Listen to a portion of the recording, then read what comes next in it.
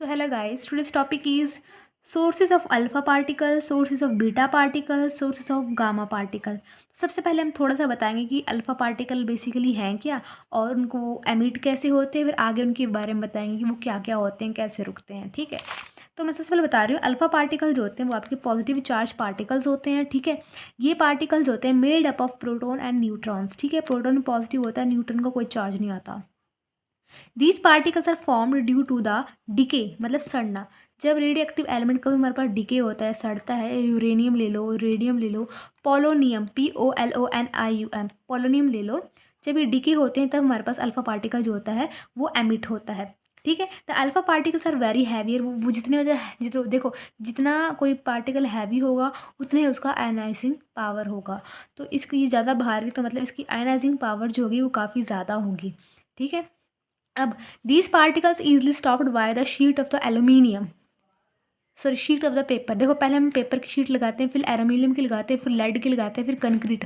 ठीक है, तो जो आपका अल्फा पार्टिकल होता है वो बड़े आराम से can be easily stopped by the paper. Okay, the human body can not easily absorb the alpha particles. Okay, but it depend upon the exposure.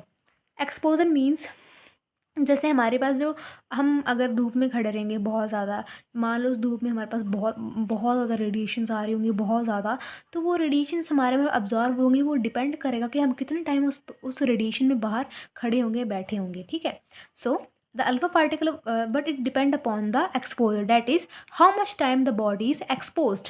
Okay, these are very strong particles. If there is any cut in the body then they will easily penetrate. देखो, alpha particle usually तो penetrate नहीं हो सकते, they can easily stopped by the sheet of the paper.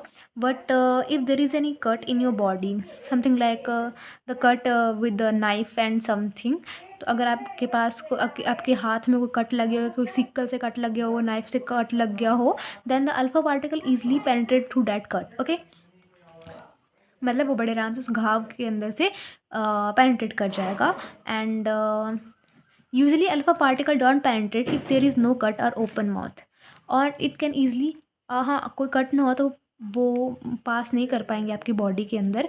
और क्या कहते हैं, अगर आपका मुंह भी खुला ना हो, है ना, तो भी वो पास नहीं, अगर आपने मास्क लगाया हो तो वो इजी, तो भी वो क्या कहते हैं, अल्फा पार्टिकल आपके अंदर नहीं जाएंगे। Okay, but they can easily pass through your inhalation. If you will wear mask, then they will not penetrate that mask's cloth. Okay, now source of beta particle, ये डायग्राम है basically. You can see the diagram.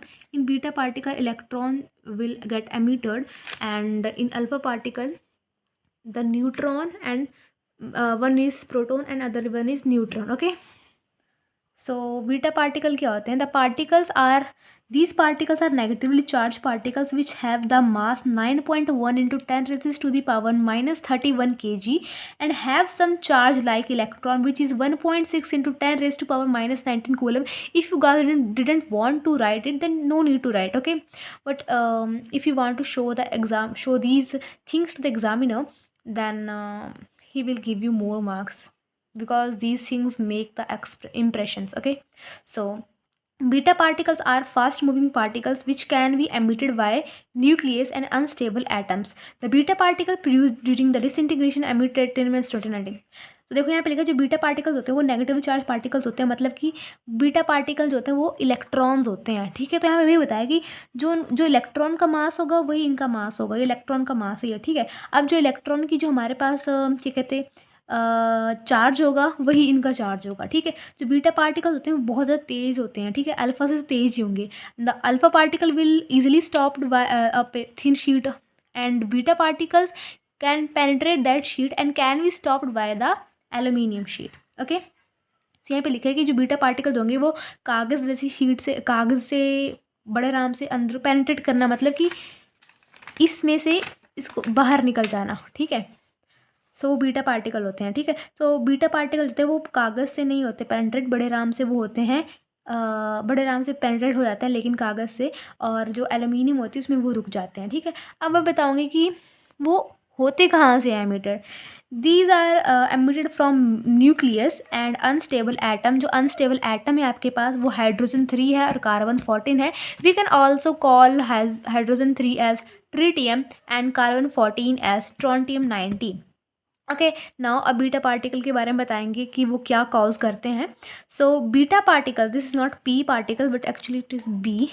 Beta particles don't cause much damage to skin and DNA, and these particles easily stopped by a thin aluminum sheet and even stops with cloth when, but when it is inhaled cause large damage। so यहाँ पे बताया जो beta particle होते हैं वो ज़्यादा damage, इतनी भी ज़्यादा डैमेज कॉज नहीं करते, लेकिन अल्फ़ा से तो ज़्यादा ही डैमेज कॉज करते हैं। ठीक है, alpha particle usually don't penetrate our skin, लेकिन जो बीटा पार्टिकल होते हैं वो हमारी स्किन को पेनिट्रेट कर जाते हैं। ठीक है, और वो स्टॉप होते हैं एल्यूमिनियम शीट से। Some beta particle penetrate from skin and cause skin burns.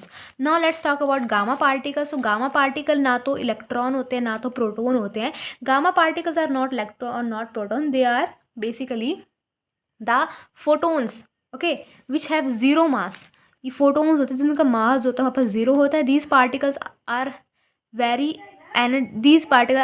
energetic and have high ionization power। high ionization power means large mass।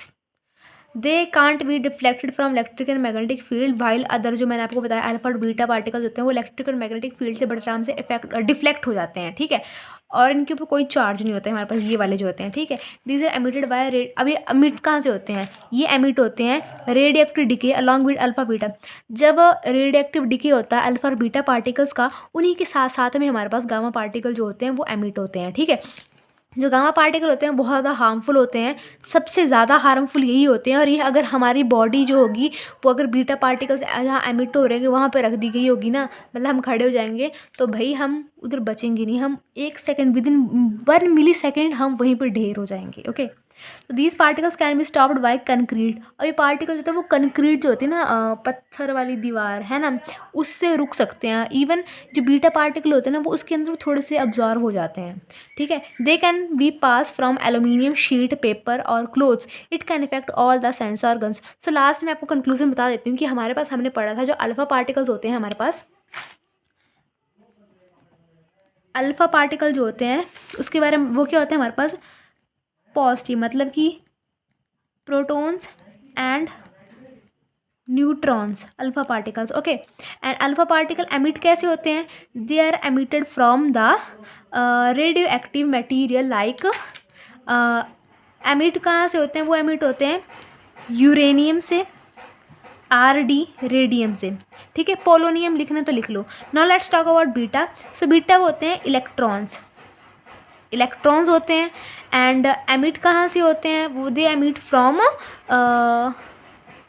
Hydrogen 3 और कार्बन 14, इसको हम बोलते हैं tritium and strontium 90। And gamma particles कहाँ से emit होते हैं? Gamma particle emit होते हैं along with the alpha and beta decay. Okay.